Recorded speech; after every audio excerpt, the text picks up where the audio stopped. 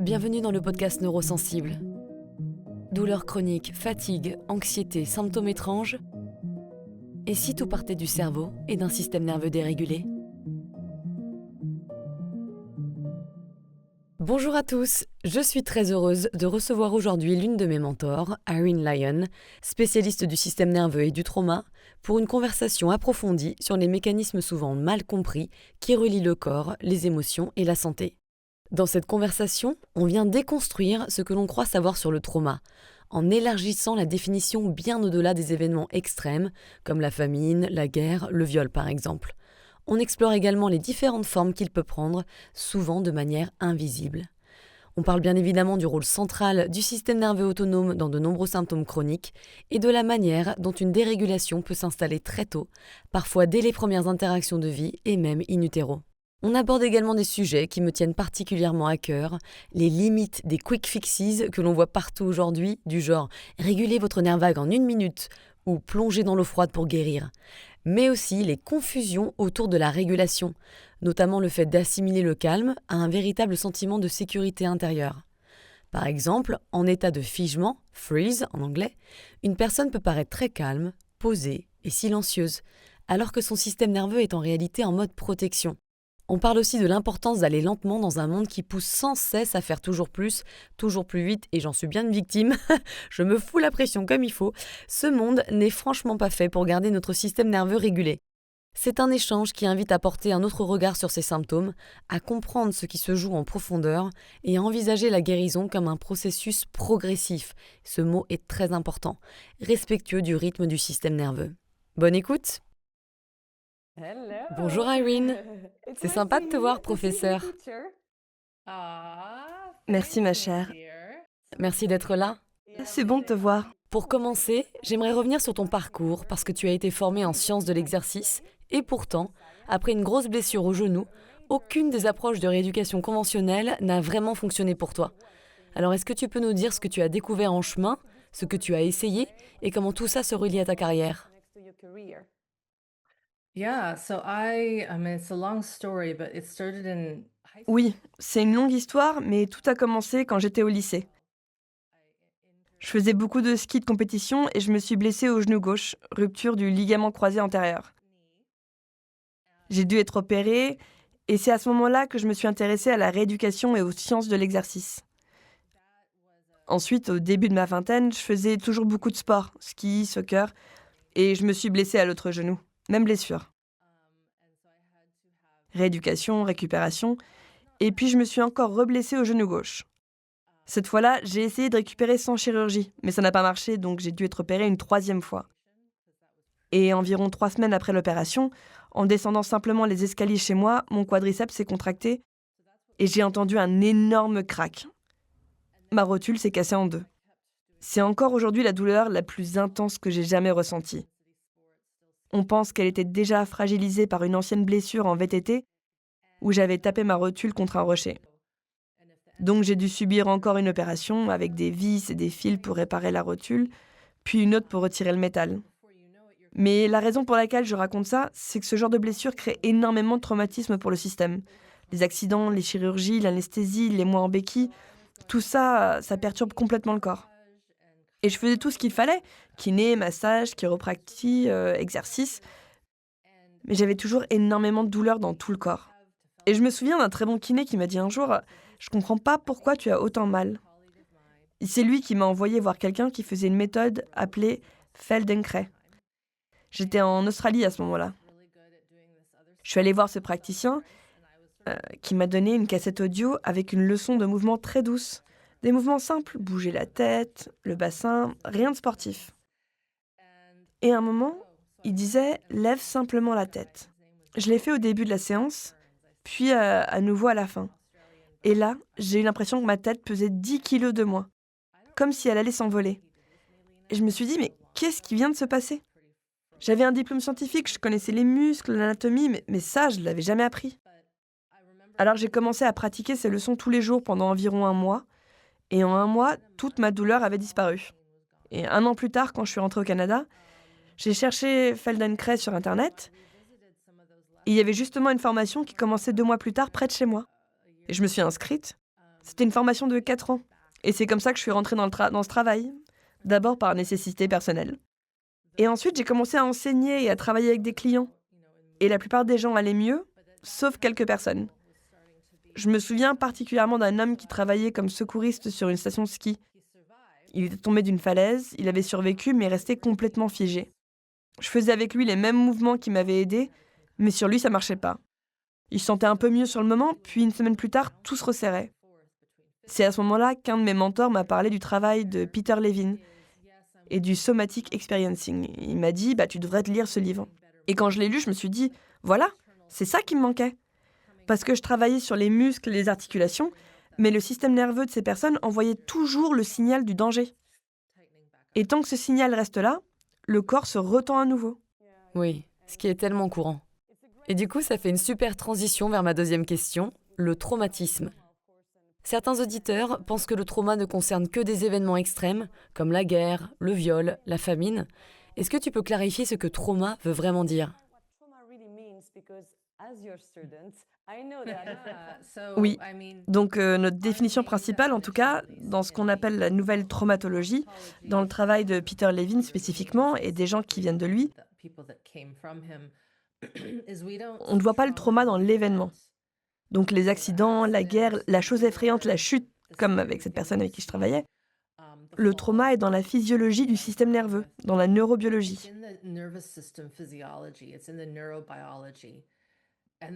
Et ensuite, c'est dans chaque chose que ce système nerveux touche, c'est-à-dire tout, le système cardiovasculaire, le système digestif, la signalisation hormonale depuis les toutes petites glandes dans le cerveau, la façon dont on voit le monde, la façon dont on perçoit le danger ou la sécurité.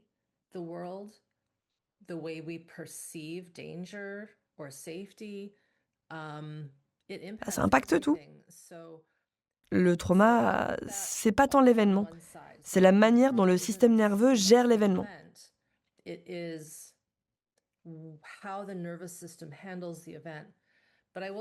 je veux dire une chose.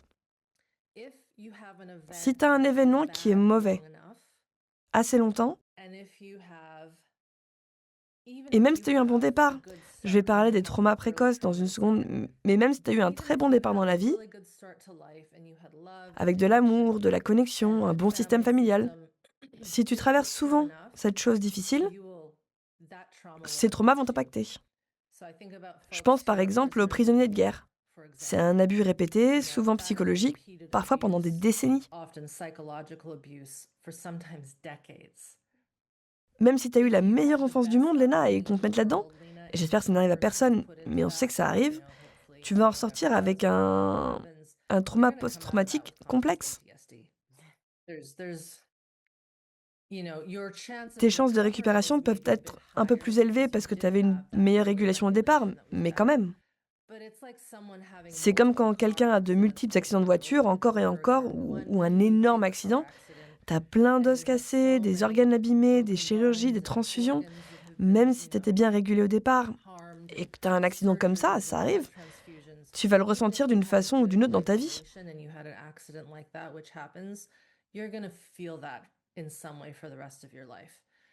Tu peux faire énormément de travail pour guérir les blessures, les souvenirs, mais il y aura une petite partie de ton corps qui ne lâchera jamais complètement cet événement traumatique.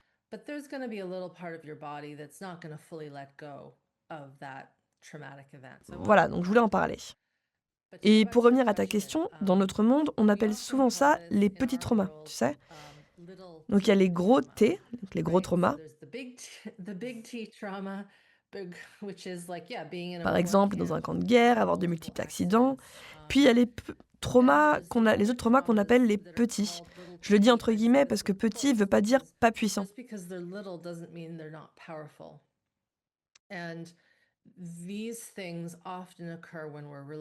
Ces choses arrivent souvent quand on est très jeune. On appelle ça du trauma de développement précoce. Certains appellent ça du trauma pré- et périnatal. Moi, je dis juste, ce sont les choses qui arrivent quand tu es tout petit, impuissant, et que tu peux ni te battre ni fuir, que tu peux pas partir, et tu es coincé et sans recours. Donc ça peut être des choses qui arrivent in utero, quand tu es dans l'utérus de ta mère, des choses qui arrivent à la naissance, pendant la naissance, juste après la naissance. Et ensuite, on dit souvent jusqu'à environ 3 ans. Mais pour moi, on est encore vraiment petit jusqu'à 5-6 ans, tu vois. To me, you're still pretty little until age 5 or 6, right? There's a lot of people that don't have memory of their childhood. Il y a beaucoup de gens qui n'ont pas de souvenirs de leur enfance. Moi, par exemple, j'ai très peu de souvenirs avant l'âge de 7 ans.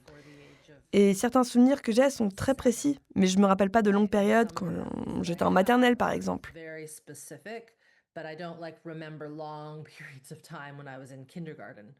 you know. So Donc these ces traumas early précoces sont traumas intéressants parce que, comme je disais, quand on est impuissant et qu'on peut pas répondre, ou peut-être qu'on pourrait mais qu'on choisit de pas le faire, back, or maybe we can but we choose not to, right?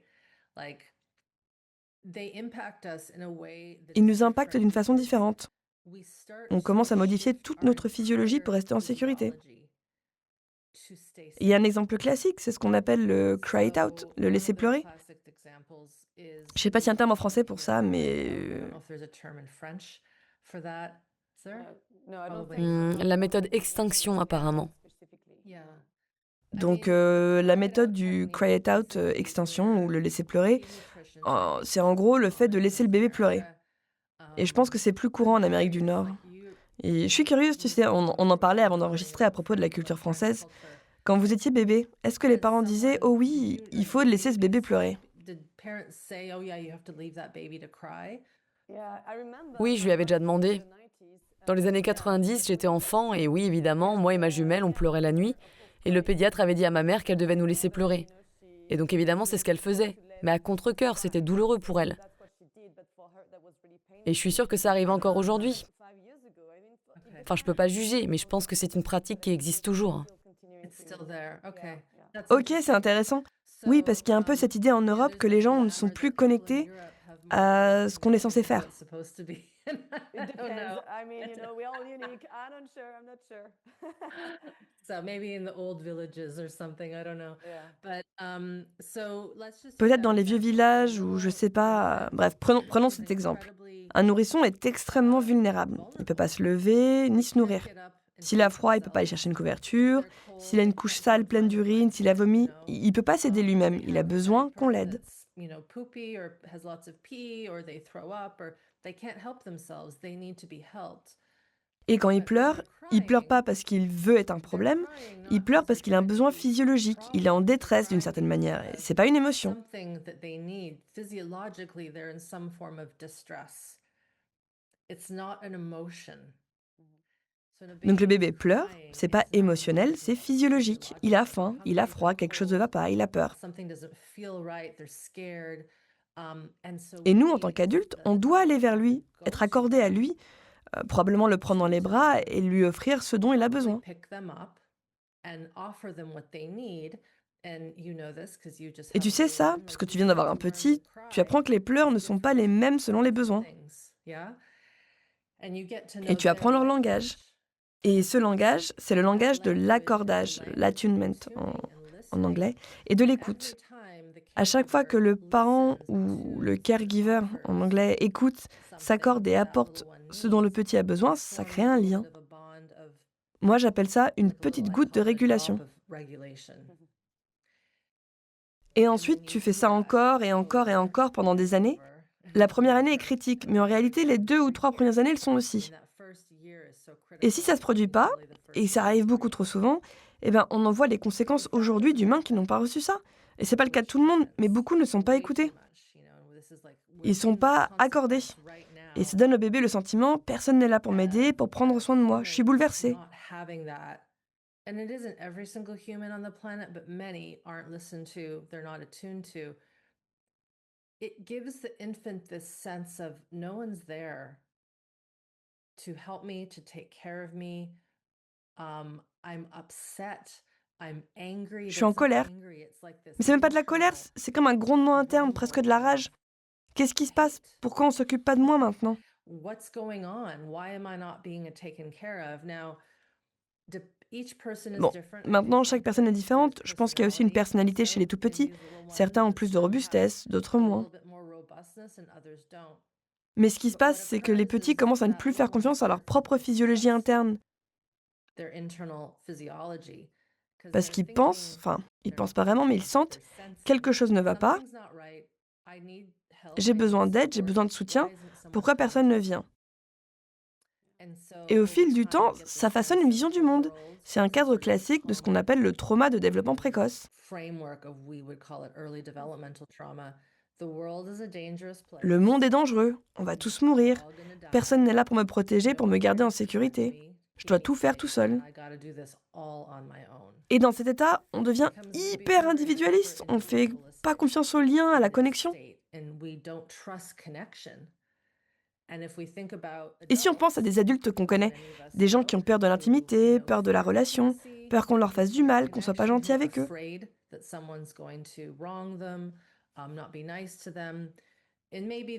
Parfois, c'est effectivement arrivé, et ça nous amène dans ce monde-là une fois adulte. Mais cette suspicion commence très très jeune. Et l'autre chose que j'ajoute, Léna, là c'est souvent une question parentale. Le parent ne sait pas. Et il ne sait pas parce que ses parents ne savaient probablement pas non plus. Ou parce que, comme tu dis, on leur a appris ça chez le pédiatre.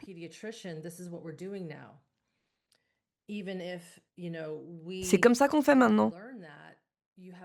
Mais si toi, tu ne l'as pas appris, tu as un expert qui te dit voilà comment faut faire, et maintenant on sait que c'est complètement faux. Et même si on suppose qu'il y a eu une bonne connexion, il y a d'autres choses qui peuvent arriver au bébé. Par exemple une chirurgie, une intervention médicale quand ils sont petits. Et ça peut provoquer une rupture de sécurité. Qu'est-ce qui se passe? Je comprends pas. Pourquoi tous ces étrangers sont autour de moi à me toucher, à me piquer, à faire des choses?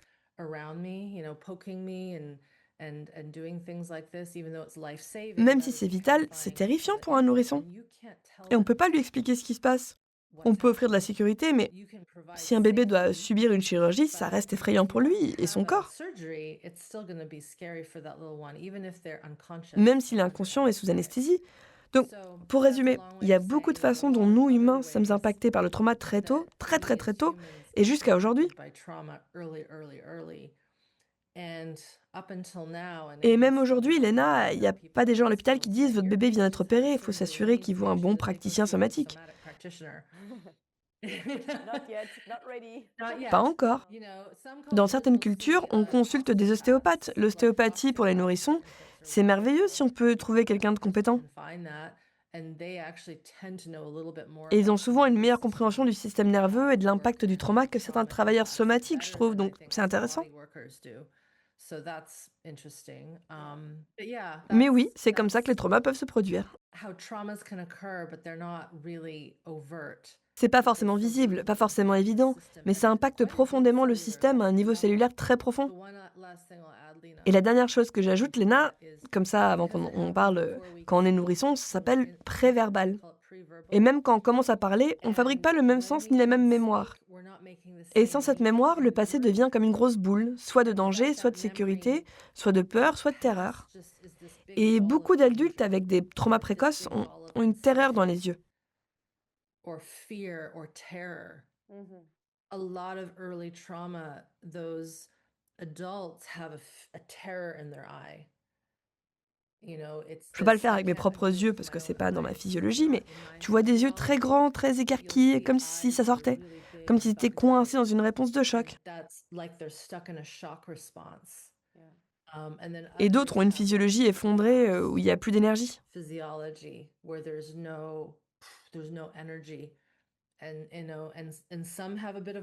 Et certains ont un peu des deux. Oui, et ça aussi tu l'as appris, on n'est pas juste une seule couleur en général, on a plusieurs saveurs. Oh oui, complètement. Et c'est intéressant parce que ce que tu dis me fait penser à un exemple ancien dont tu as parlé dans tes vidéos. Une famille très aisée, très riche, et il y avait un petit garçon. Il avait toujours des changements de nounou. Et pour lui, c'était un trauma très impactant. Est-ce que tu peux nous rappeler rapidement cette histoire? Parce que c'est franchement marquant.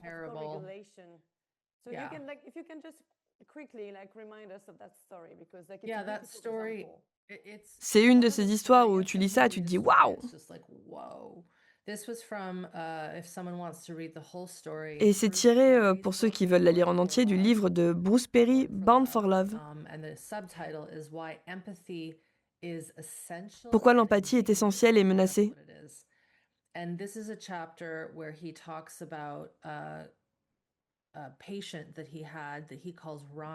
C'est un chapitre où il parle d'un patient qui s'appelle Ryan. Et pour donner un peu de contexte, Bruce Perry est un psychiatre et c'est le genre de personne qu'on appelle quand des choses très graves arrivent à des enfants.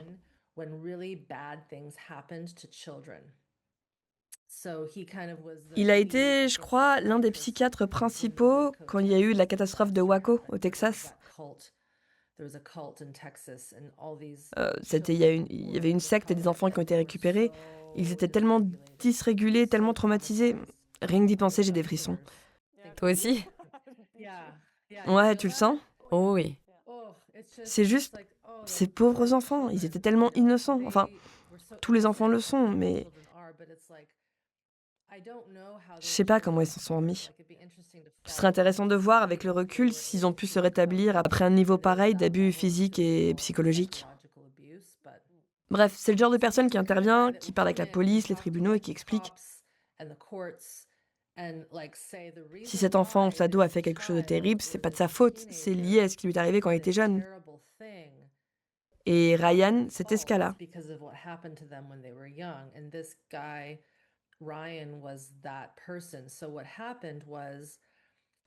Ce qui s'est passé, il avait commis un abus très grave. Je crois qu'il avait violé une jeune fille lors d'un bal de fin d'année.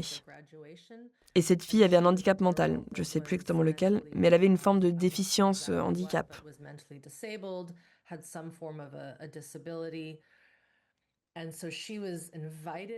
Et elle avait été invitée à cette fête sous un faux prétexte. J'ai l'impression qu'il la voulait pas vraiment, c'était plutôt pour se moquer d'elle. Et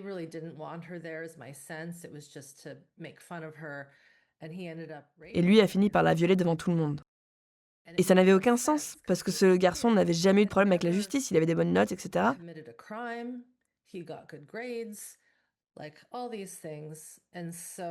Et une des choses qu'il a dit ensuite, quand ils étaient assis là, je crois que c'était un policier, mais je suis plus très sûre, on lui a demandé « Pourquoi tu as fait ça ?» Et il a répondu un truc du genre de toute façon, elle aura jamais ça dans sa vie d'adulte, en parlant du sexe. Donc je me suis dit que j'allais en faire en sorte qu'elle puisse, ou quelque chose comme ça. C'était une réponse horrible, sans aucune empathie. Donc Bruce a commencé à questionner et interviewer les parents.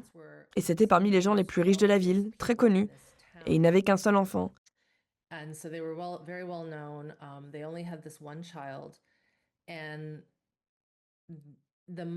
la mère, on aurait dit qu'elle n'avait pas beaucoup de liens avec sa famille, pas beaucoup de réseau familial. Elle était très seule, dans un rôle de femme philanthrope, elle allait à des événements, faisait du bénévolat, beaucoup d'argent. Et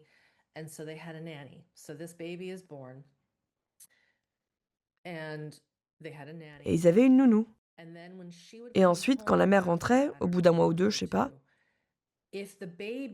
si en fin de journée le bébé voulait pas aller vers elle, elle renvoyait la nounou.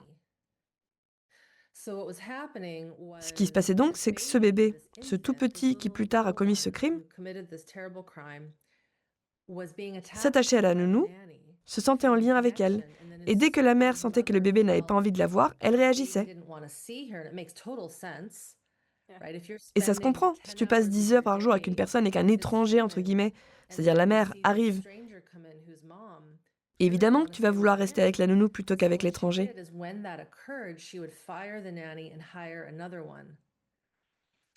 Donc, ce qu'elle faisait, elle renvoyait la nounou et en prenait une autre. Et ce petit devait s'habituer à toutes ces figures maternelles différentes, probablement des femmes. Et je me souviens plus du nombre exact, Lena, j'ai fait une vidéo là-dessus. Mais je crois qu'à 18 mois ou 2 ans, il avait eu quelque chose comme 11 nounous. Ouais, c'est énorme.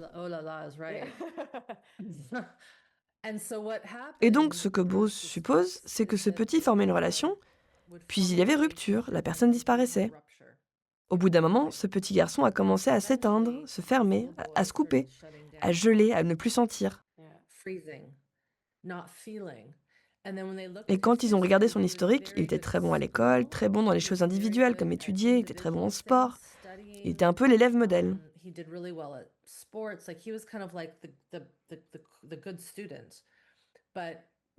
Mais ils ont aussi découvert qu'il faisait des choses pas bien et qu'il s'en sortait. Donc il était très manipulateur, très intelligent, on dirait.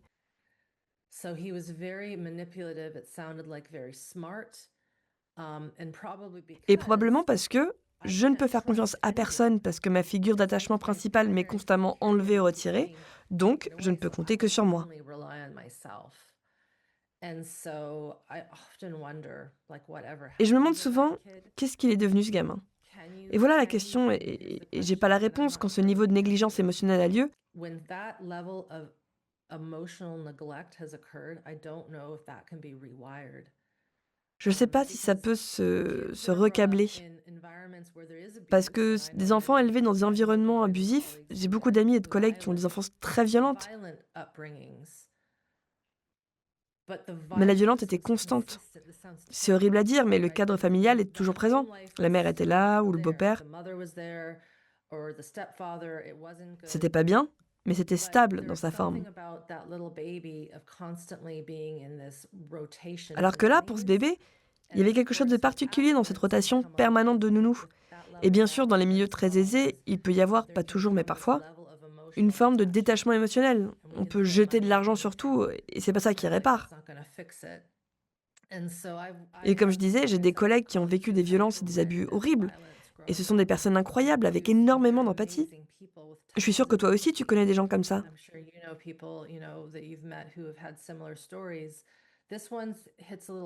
Cette histoire frappe plus fort parce qu'elle montre à quel point une seule figure d'attachement principale est essentielle. Même si ce caregiver, cette figure d'attachement, te fait pleurer la nuit avec la méthode d'extinction, oui. Donc on regarde ces exemples parce qu'il est très possible, Lena, que ce bébé n'ait pas été laissé pleurer puisque la nounou était là. Mais ensuite, au bout d'un moment, il arrête de pleurer parce que c'est comme « je ne peux même pas compter sur toi. Tu es encore une nouvelle nounou, encore une nouvelle personne, tu vas m'abandonner. » Et là, il commence à s'anesthésier, à ne plus sentir son corps. Et c'est ça qui crée des sociopathes, des psychopathes. Ils ne sentent plus. Parce que tu peux pas faire du mal à quelqu'un si tu ressens. Sauf peut-être en légitime défense. Mais dans ces moments-là, tu ressens pas vraiment non plus. T'es dans la protection, t'es dans la survie, tu vois, si t'es en légitime défense. Ouais, donc voilà l'histoire de Ryan. Bon, je me suis peut-être trompée sur quelques détails, mais c'est dans son livre. C'est tellement intéressant de relier des comportements à ce qui est arrivé dans le passé. Maintenant, j'aimerais qu'on parle des problèmes de santé chronique et du lien avec le système nerveux autonome. Comment un système nerveux chroniquement dérégulé peut amener des symptômes physiques très réels, comme la douleur, la fatigue chronique, les troubles digestifs, les vertiges, les insomnies, etc.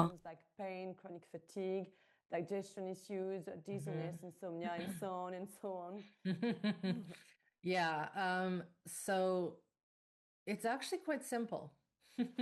Oui, en fait, c'est assez simple. Le système nerveux autonome a plusieurs branches. C'est pas juste une branche. Et il va partout dans le corps, dans le cerveau, dans la moelle épinière, puis en sort vers les muscles, mais aussi vers les organes.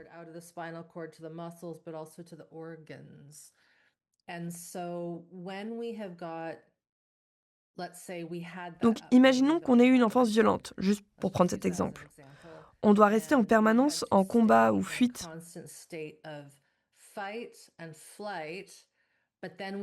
Mais en même temps, on doit être sage, parce que si on montre notre combativité ou l'envie de fuir à notre mère, elle nous ferait du mal.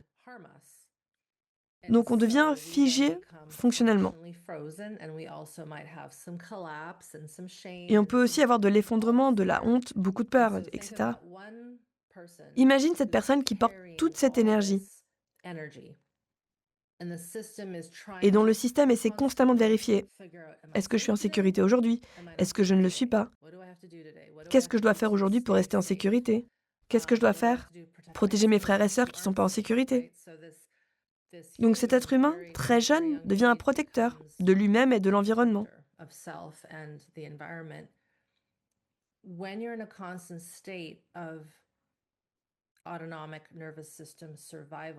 Mais quand tu es en état de survie de système nerveux autonome en permanence, les autres parties du corps qui dépendent de lui pour la récupération et la réparation ne se font pas. Elles peuvent se faire un peu, mais pas autant que ce qu'elles devraient. Et donc si cette personne a toutes ces stratégies de survie, qu'elle va dormir le soir, si elle arrive à dormir,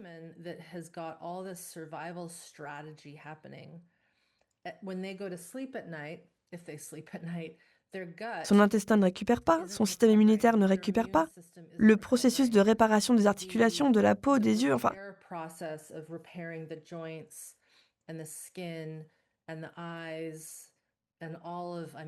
y a tellement de choses dans le corps. Et tu sais, quand t'as pas eu un bon sommeil pendant longtemps,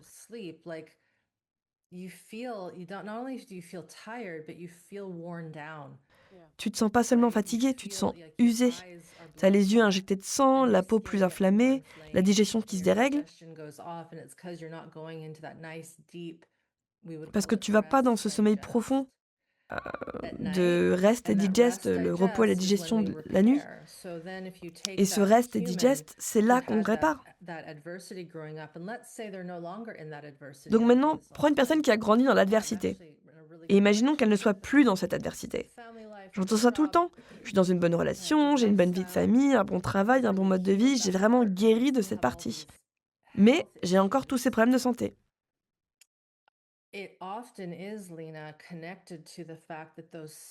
Souvent, c'est lié au fait que les stress de survie vivent encore dans le système.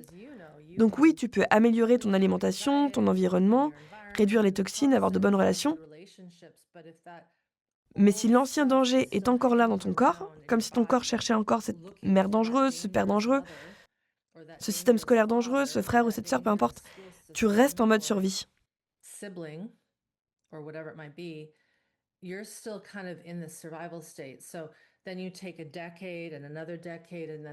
Et puis tu ajoutes une décennie, puis une autre, et la personne arrive à 40-50 ans et le système n'arrive juste plus à tenir. Souvent, cette personne dira: «Oh oui, j'ai eu des petites éruptions cutanées» ou «J'ai jamais eu un transit normal de toute ma vie». T'entends des gens dire ça?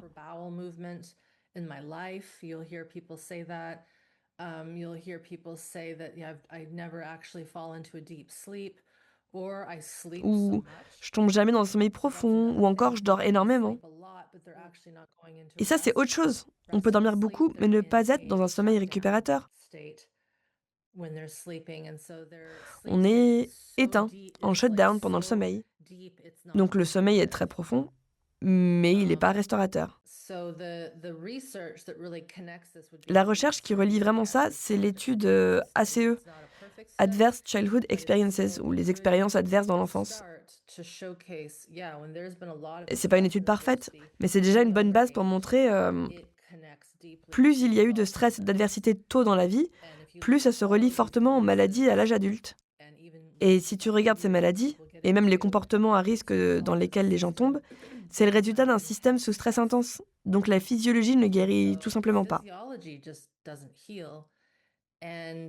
Et Gabor Maté, son livre Quand le corps dit non, est vraiment un super livre. Franchement, je pense que c'est probablement l'un de ses meilleurs. Il montre très bien ce qui arrive aux humains quand ils continuent encore et encore, sans prendre soin d'eux à ce niveau plus profond.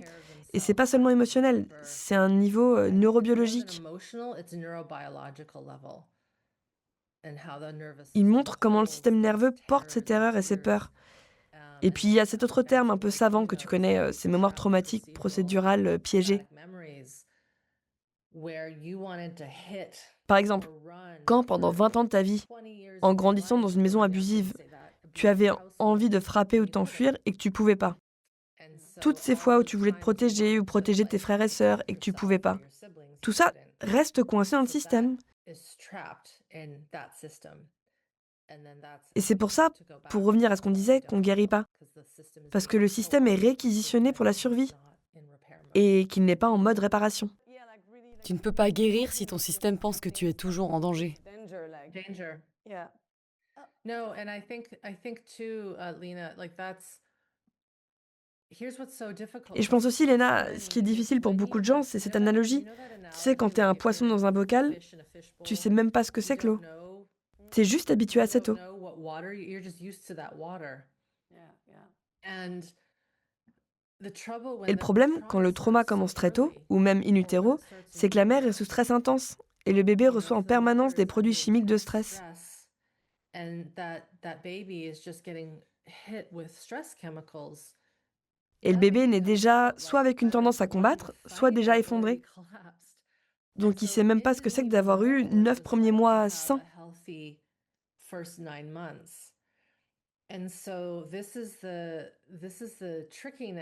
Et c'est là toute la difficulté, et aussi la beauté de la guérison des traumas précoces. C'est comme si tu essayais de trouver qui tu es, mais tu peux pas le faire uniquement par la pensée. Tu dois le faire par un travail très très profond au niveau cellulaire.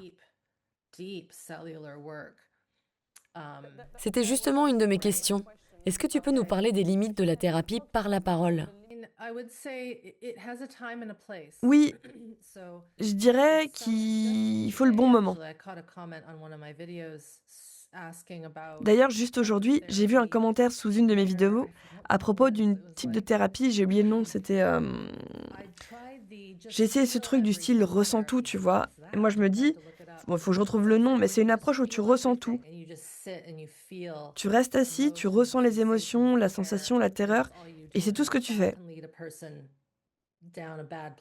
Et ça peut amener quelqu'un dans un endroit très très mauvais, tu vois. Donc tu veux pas travailler seulement avec le corps, même si c'est ce que tu veux au début.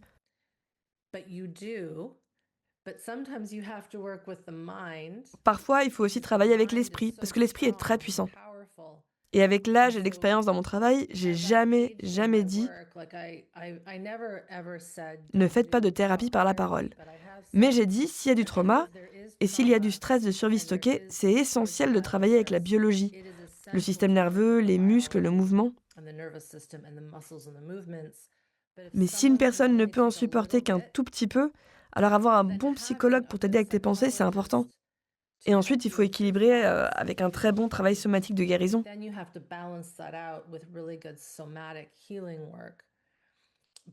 Parce que si tout ce que tu fais, c'est t'asseoir et parler de tes problèmes, tes traumas sont toujours coincés en ton corps.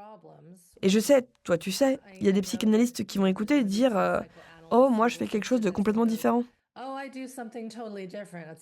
Oui, ok, il y a des psychanalystes qui ont des pratiques incroyables, par exemple dans une perspective plus jungienne. Ils ont une vraie empathie. Le point clé, c'est ça. Si le thérapeute, par la parole, a un très bon accordage à lui-même et sait créer une sécurité réelle dans le cadre thérapeutique, alors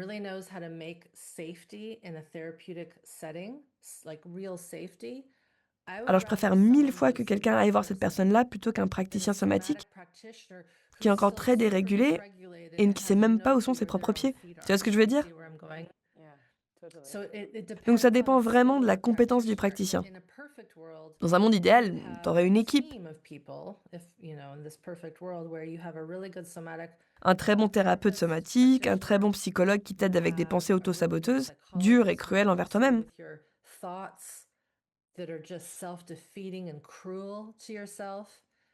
C'est là que l'hypnothérapie peut être vraiment, vraiment utile. C'est là que réapprendre à reformuler ce que tu dis, comment tu te parles. La programmation neurolinguistique, enfin le PNL, peut être très puissante. C'est ce pourquoi Tony Robbins est très connu, la PNL, et comment tu changes ton état à travers les mots et la réflexion. Et j'aimerais aussi que la personne ait un bon body worker, quelqu'un qui travaille avec le corps pour travailler les tissus, si les tissus ont besoin d'être travaillés.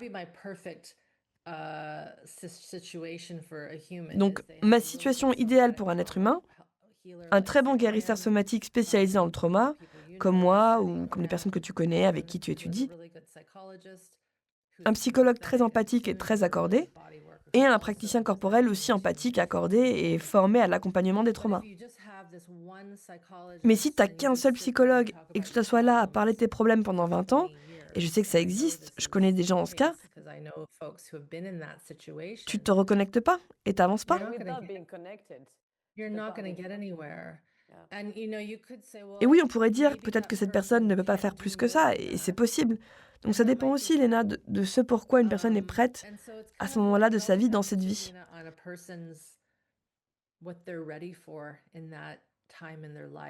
Certaines personnes ne vont pas pouvoir aller jusqu'au bout de leur trauma et les travailler à un niveau profond du système nerveux en une seule vie.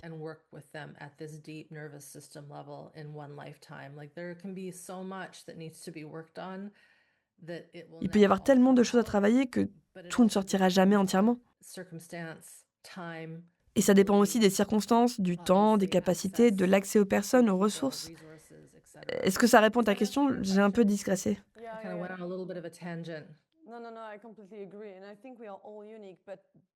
Oui, je suis d'accord. Je pense qu'on est tous uniques, mais il y a un travail pour l'esprit et un travail pour le corps. J'aimerais d'ailleurs parler des tendances actuelles, parce que sur les réseaux, on entend partout parler du nerf vague, du système nerveux. On voit par exemple des reels Instagram qui disent « Stimule ton nerf vague en 5 minutes et tu iras mieux ». Et toi et moi, on sait que c'est pas aussi simple. Alors pourquoi est-ce que tu remets en question ça? Why do you challenge that narrative, whether it's the quick acts, I mean, about the nervous system, and you hate that word, the biohacks. Yeah. Well, I think Oui, alors je trouve ça intéressant, parce qu'il y a des leçons, par exemple, dans mon programme qui ressemblent à des techniques, in Smart Body, Smart Mind that look like techniques. comme like le containment, whether it's the les sounds, sons, making the VU. faire le vous. I saw this question today, like what happens when like D'ailleurs, j'ai vu cette question aujourd'hui. Qu'est-ce qui se passe avec ces exercices où on fait le son, où on se contient? Et oui, ces choses peuvent travailler avec le nerf vague. Quand tu fais ce son vous que Peter Levine a popularisé, ça stimule ou peut stimuler le nerf vagal au niveau de l'engagement social. Mais ça peut aussi stimuler le parasympathique pour le repos ou la digestion. Mais ça peut aussi faire basculer quelqu'un en shutdown ou en effondrement, inhibition. Non, je parlerai de la stimulation électrique après. Mais le son, le toucher, le mouvement, tout ça vise à stimuler. On appelle ça de la neurostimulation. Sauf que si tu n'enseignes pas à la personne pourquoi elle fait ça, quoi écouter, quoi observer,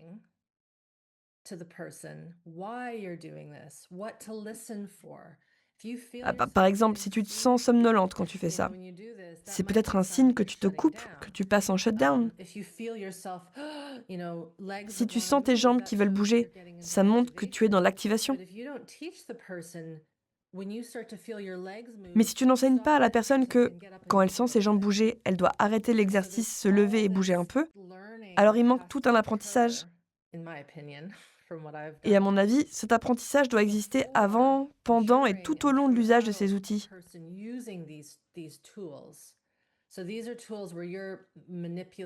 Donc oui, ce sont des outils où tu manipules ton propre son, ton propre toucher, parfois ton mouvement.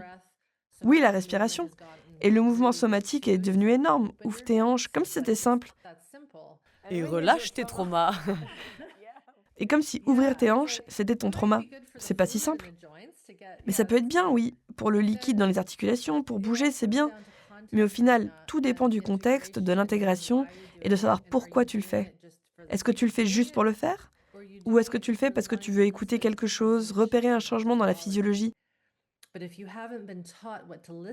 Mais si personne t'a appris quoi écouter, tu sais pas ce que tu cherches. Et ensuite, les choses qui stimulent vraiment, avec de l'électricité, moi je reste très prudente. Je dis, n'utilisez pas ça.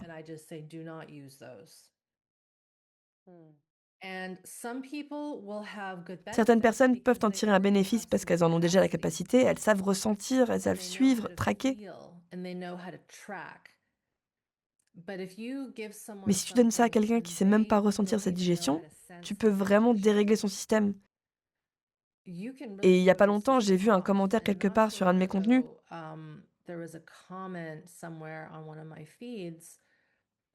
Une participante à mon cours 21 jours allait beaucoup mieux et s'est dit qu'elle allait accélérer sa guérison. Et elle a fait quelque chose qui s'appelle stimulation intracrânienne. Je sais pas exactement ce que c'est, mais ça a l'air d'être des électrodes pour stimuler le cerveau.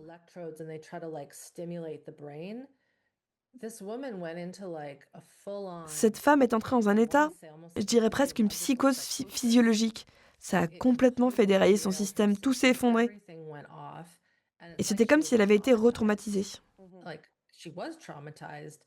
Vraiment retraumatisée. Et ça a pris des mois et des mois. Elle commençait seulement à retrouver sa capacité à fonctionner. Et pourtant, on lui avait vendu ça comme un moyen de traiter sa dépression. Oui, mais c'est justement ça le problème. La guérison n'a pas le même rythme pour tout le monde. Comme je dis souvent, la guérison, c'est pas Amazon Prime. Ça se fait pas en 2 jours et ça diffère d'un individu à l'autre.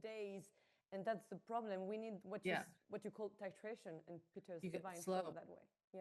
Yeah, it has to be slow, and Voilà, really c'est pas en 2 appreciate your jours, desire ça doit être to lent. speed something up. And it was such a shame that this Je person comprends vraiment le started, désir d'aller plus vite, slow, et c'était tellement smaller dommage. results Cette from personne company obtenait per déjà day. des résultats lents, Um, petits, and I mais get it. réels, She was like, avec le oh, but programme we need to 21 do jours. this other thing. And what Et je happens is comprends, tu te dis, humans ok, et get si je fais into aussi ce something truc-là? that's very routine, Et it ce qui se feels passe, c'est very que les humains boring, entrent dans quelque and chose then de they want routinier. Ça novelty, paraît and they ennuyeux. add Et on something veut de la new nouveauté, in. donc on And ajoute it's like, quelque chose. actually, go back to the baby. You do the same thing with the baby Mais every day en fait, for a revenons au year, bébé. for 2 Tu years, fais la for même 3 chose avec un years. bébé tous You les just get jours a little pendant bit 1 an, bigger, but 2 ans, it's the 3 ans. same thing. Il grandit un peu, mais c'est la And même chose, c'est de la if répétition. you started in a Et nervous si tu as system démarré state dans un where état it du système wasn't nerveux où c'était pas sûr, safe and there il n'y avait pas wasn't une a good bonne routine ou un routine bon and accordage, attunement, we go back to the on early revient trauma. ici au trauma It is précoce, so c'est important to when you extrêmement start this important work, quand tu you commences ce behave travail yourself like 3 years, like you're a newborn baby. You're not a baby though, because you're an de te adult. donner genre So 3 you ans, can't make comme si that t'étais un nouveau-né. mistake. You're still an T'es adult, pas un but bébé you parce que have t'es a un nervous adulte, system that is mais still tu as un very, système very nerveux qui est encore raw très brut, and très very, neuf. very new, even though it isn't new. Même It's s'il est pas maybe neuf, il a 40 peut-être years 40 ans, old, Yeah. but mais you have to faut le treat traiter it comme s'il as if apprenait. it's learning, as Comme if je it's a new dis, language. comme s'il apprenait une nouvelle langue. Exactly. Exactement. And you can't learn a new language Et on peut in a pas week. apprendre une nouvelle langue en une semaine. Il faut des années, des mois pour la maîtriser. You need months to perfect that language. It's like like my French, Lena, is terrible, terrible, terrible, terrible. I was in immersion. Et mon français est like I said, terrible. 6 Je months pourrais pas right parler now. français. If I was Si tu me dropped lâchais dans ton in quartier, England, les gens me diraient, like, bon, my parle first juste update anglais. would be like, just speak English. Mhm.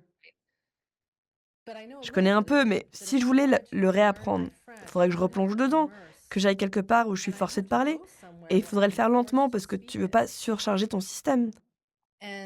But it would have to be done slowly because you also don't want to overload the system. And so the nervous system is the same Et le thing. système nerveux, c'est pareil. You know Si tu as eu you've des had traumas précoces early et que tu n'as trauma, pas eu cet you accordage, have that ça veut dire que tu veux attunement. pas stimuler ton That système avec means des you do appareils. not want to stimulate your system with these devices. Now, it could be that someone who Après, had that peut-être pour quelqu'un qui a solid eu, disons, du harcèlement, upbringing ou and plus tard un delay, accident de and voiture, then maybe there's a là, car accident. le MDR peut être And intéressant. this is where EMDR is an interesting one because Le MDR, qui utilise les yeux, peut être très efficace pour un technique PTSD is lié à un very choc good for unique, à un PTSD trauma for one-shot. one acts like a one shock trauma. But if it's trying to heal Mais si a tu essayes de shock soigner un trauma choc under trauma that et qu'en person dessous la personne a has énormément de traumas trauma précoces that's non résolus, et je le sais pour travailler avec des gens, ça peut littéralement faire exploser le système parce qu'il n'y a pas la fondation. Donc quand quelqu'un me demande qu'est-ce que tu penses de ces techniques, de ces stimulations, de ces trucs, ma réponse c'est ça dépend vraiment de ton système. Et même si tu fonctionnes, Lena, le functional freeze, le figement fonctionnel, tu continues d'avancer mais tu es complètement coupé de ton corps. Ça veut pas dire que tu as un système en bonne santé, ça veut juste dire que tu sais pousser. Et donc moi j'aime dire, n'utilisez pas ces appareils. Si vous le faites, il faut être pleinement OK avec l'idée que ça peut vous déstabiliser, vous faire reculer. Mhm. Tu penses qu'on peut finir avec des questions rapides? Alors, un mythe sur le trauma que tu aimerais voir disparaître. Que tu peux rebooter ton système nerveux. Si la société devait comprendre une seule chose sur le système nerveux, ce serait quoi? Oh mon Dieu, Léna, tu m'as donné 1 minute. Oh là là! Tu as 1 minute. Une seule chose sur le système nerveux? Il y en a tellement. Like, there's so many. One thing. I would say the one thing is that Mais je dirais, aujourd'hui, c'est essentiel qu'on fasse le travail de le guérir. Une action en or pour commencer à réguler le système nerveux. Écouter quand tu as besoin d'aller aux toilettes et y aller. Une chose que les gens font tous les jours en sachant que ça dérégule leur système nerveux.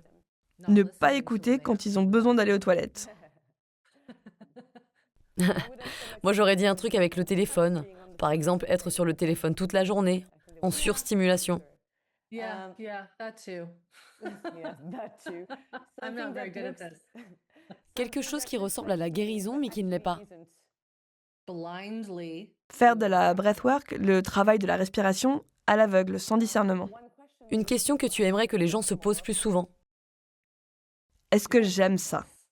One sentence you repeat Hmm. again and again to Une phrase à répéter encore et encore à tes élèves. Esprit du débutant. Toujours garder un esprit de débutant. Une phrase que tu dis souvent quand les gens se sentent découragés. Où est-ce que ce découragement se trouve dans ton corps? Quelque chose que tu as dû désapprendre dans ton propre chemin de guérison. Plus n'est pas forcément mieux. Termine cette phrase, la guérison, ce n'est pas à propos de, c'est à propos de. Ok. Um, La guérison, c'est à propos de notre potentiel. C'est pas à propos de ce qui va pas chez nous. what's wrong with us. Merci Irene. You're welcome. I got nervous with those. De rien. Merci Léna. Bye tout le monde. Thanks, Lena. Bye, everyone.